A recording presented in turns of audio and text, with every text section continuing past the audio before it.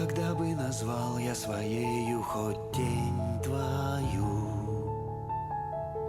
но и тени твоей я не смею сказать люблю. Ты прошла недоступно небесной среди зеркал, и твой образ над призрачной бездной на миг дрожал. Он ушел, как в пустую безбрежность вглубь стекла,